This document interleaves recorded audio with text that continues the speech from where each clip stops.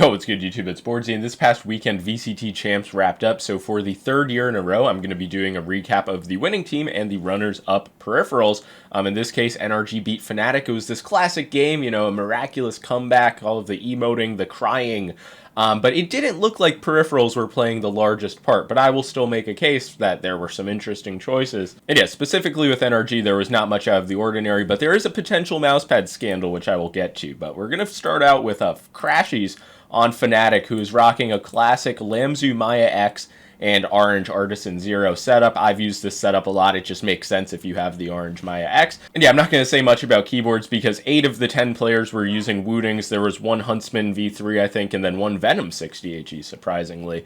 But what can I say about this setup? Like, Maya X, I've always recommended it as like a lightweight GPX alternative, like in a similar size range, but 45 grams on the 0, which definitely is a quicker pad than like some of the extremely controlled cloth options. It's just a setup I like. Sadly, it didn't get the job done. Now we have Chronicle, this is a very base setup. This is an ATK F1 Extreme, and it's not the only ATK F1 on this team. And also the Vaxee PD 150, which is an edgeless controlled cloth pad that I've been enjoying a lot. I actually haven't made a review on it. Maybe I will now.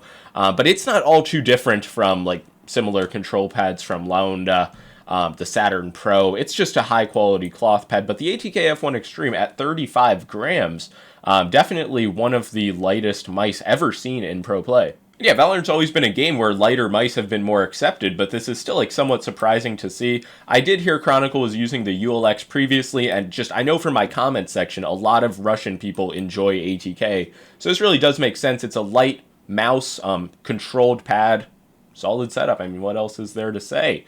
Now, who is next? We have Kaajak.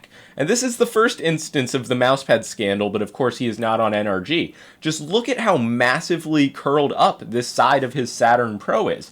That's just unacceptable on a tournament stage. I don't know if they're stuffing these pads into lockers, but more of the NRG players are actually affected. And this is supposedly a standard size Maya. I have this on Japanese authority. Hold on, let me pull this up. So yeah, this comes from Sister MK1, one of the best follows in the Japanese peripheral space, who made like charts and graphs about the peripherals used and explained that it is the Maya. But it just goes to show, like, it doesn't really matter. One person on this team's using a Maya X, one's using the Maya. You should just get whichever's a better fit for your hand.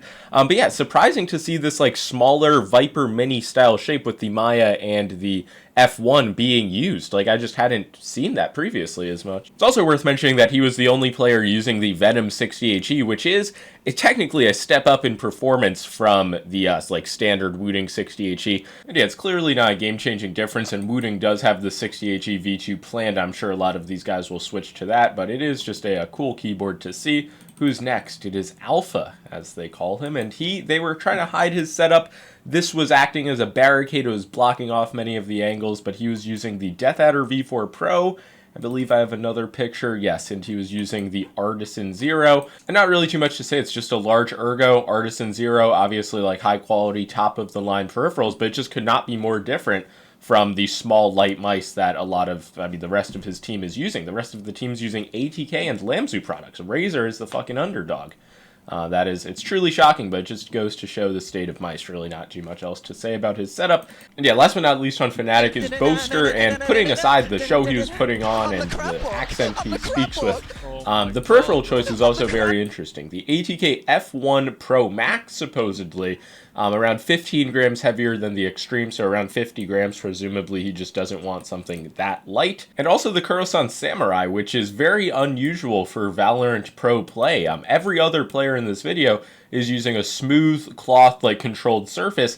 This is a like textured pad. There's going to be a lot more feedback on your skates, like a not rough surface on your arm, and it's not as quick as like a Hien, a Hayate anything like that.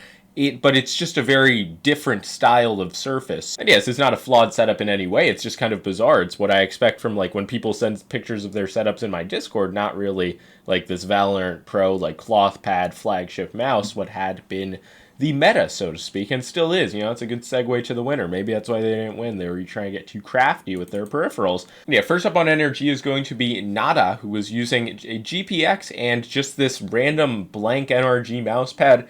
I saw in another picture it doesn't have like good stitching. It once again has this scandalous like edge being rolled up, and it looks kind of small to begin with. So not the highest quality pad, but clearly it's cloth. It tracks the mouse. He was able to perform just fine. But yeah, these setups are going to be quick. There's really not too much to say about these guys. I was going to write the names and then I got too lazy. But once again, a GPX for Skuba and a Zowie GSRSE.